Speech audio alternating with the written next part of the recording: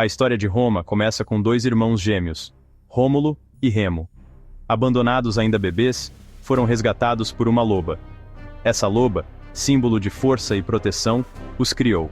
Ao crescerem, Rômulo e Remo decidiram construir uma cidade. No entanto, uma desavença surgiu entre eles. Numa trágica reviravolta, Rômulo matou Remo.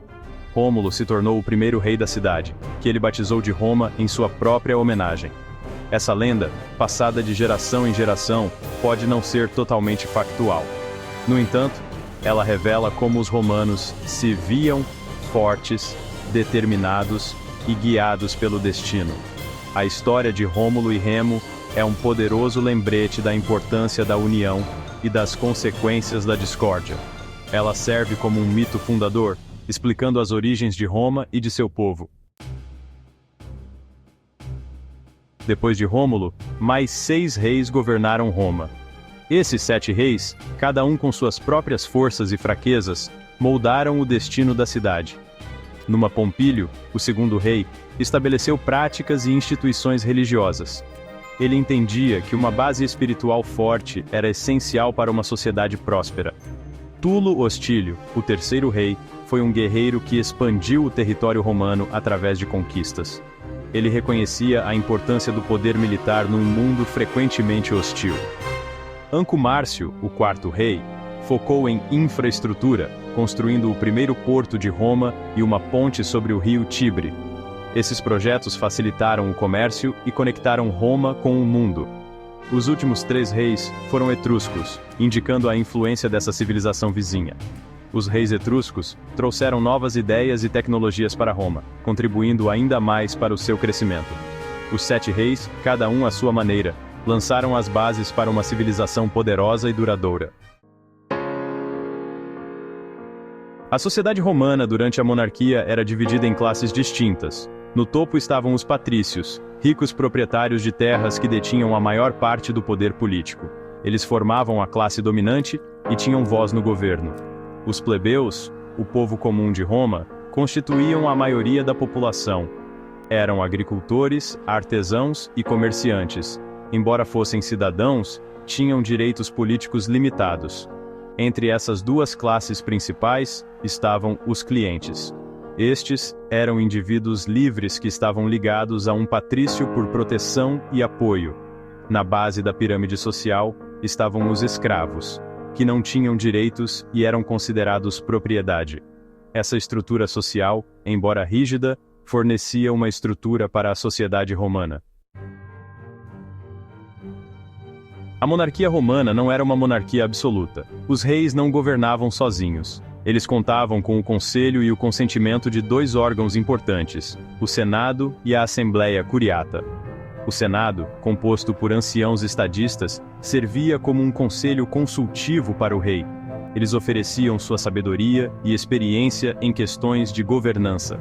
A Assembleia Curiata, composta por todos os cidadãos homens adultos, tinha o poder de aprovar ou rejeitar as leis propostas pelo rei.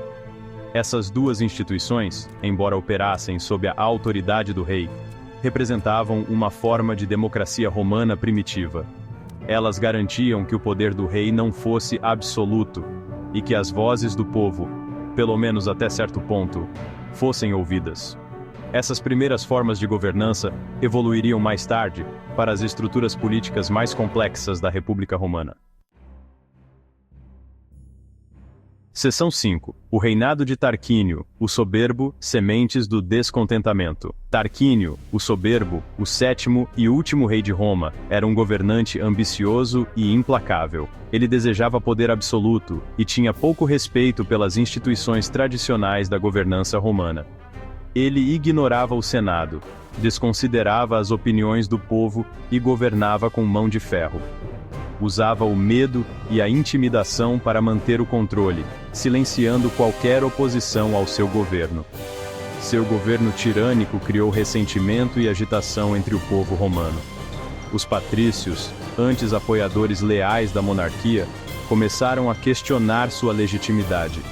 Os plebeus, já sobrecarregados por suas políticas opressivas, ficaram cada vez mais descontentes. As sementes da rebelião foram semeadas, e era apenas uma questão de tempo até que germinassem em revolta aberta. Seção 6. O alvorecer da República. Uma nova era começa. O reinado de Tarquínio, o Soberbo, chegou a um fim dramático em 509 a.C. Indignados com a tirania do rei e inspirados por uma revolta popular, o povo romano se levantou e o derrubou. Este evento, um momento crucial na história romana, marcou o fim da monarquia e o nascimento da República Romana. Os romanos, determinados a impedir que outro tirano tomasse o poder, estabeleceram um novo sistema de governo. Este novo sistema, baseado nos princípios do poder compartilhado e da participação cidadã, visava impedir a concentração de poder nas mãos de um único indivíduo. A República Romana, nascida das cinzas da monarquia, se tornaria uma das civilizações mais poderosas e influentes da história. Seção 7 Reis e suas contribuições, legados de liderança. Os 7 reis de Roma, embora seus reinados variassem em duração e impacto, cada um deixou sua marca na cidade. Rômulo, o fundador lendário, estabeleceu a base para uma identidade romana unificada. Numa Pompílio, o legislador piedoso incutiu valores e tradições religiosas que durariam séculos. Tulo Hostílio, o rei guerreiro, expandiu o território de Roma e estabeleceu seu poderio militar. Anco Márcio, o construtor, fortaleceu a infraestrutura de Roma, facilitando o comércio e a comunicação. Os reis etruscos, Tarquínio Prisco e Sérvio Túlio, trouxeram novas ideias e tecnologias para Roma, contribuindo ainda mais para o seu desenvolvimento cultural e econômico. Até mesmo Tarquínio, o Soberbo, apesar de sua tirania, desempenhou um papel na formação da história romana. Seu governo opressor destacou os perigos do poder absoluto e alimentou o desejo por uma forma de governo mais justa. Os legados desses 7 reis, tanto positivos quanto negativos, estão para sempre gravados nos anais da história romana. Seção 8. Lendas e tradições. Vislumbres do passado. A monarquia romana, envolta nas brumas do tempo, é um período rico em lendas e tradições. Essas histórias, passadas de geração em geração, oferecem vislumbres fascinantes das crenças, valores e visão de mundo dos primeiros romanos. A história de Rômulo e Remo, os irmãos gêmeos criados por uma loba, fala da importância da fraternidade, da inevitabilidade do conflito e da crença na intervenção divina. A história do rapto das Sabinas, um ato ousado dos primeiros romanos para garantir esposas para si, destaca a importância da família e até onde as pessoas iriam para garantir a sobrevivência de sua comunidade.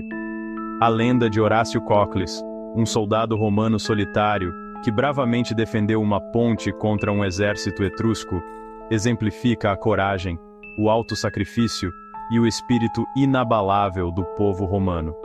Essas lendas, embora frequentemente embelezadas ao longo do tempo, fornecem insights inestimáveis sobre a paisagem cultural e psicológica da Roma antiga. Seção 9. O significado duradouro da monarquia. A monarquia romana, embora há muito tempo desaparecida, continua a fascinar e inspirar. Ela representa um período formativo na história romana, um tempo de fundação, crescimento e transformação. As lendas e histórias dessa época continuam a moldar nossa compreensão da identidade e dos valores romanos. As instituições e tradições estabelecidas durante a monarquia, desde o Senado até as práticas religiosas, lançaram as bases para a República e o Império Romanos. As lições aprendidas com o reinado de Tarquínio, o Soberbo, os perigos da tirania e a importância da participação cidadã continuam a ressoar hoje. A monarquia romana, embora um eco distante do passado, serve como um lembrete do poder duradouro das ideias, da importância da liderança e do legado duradouro de uma das civilizações mais influentes da história.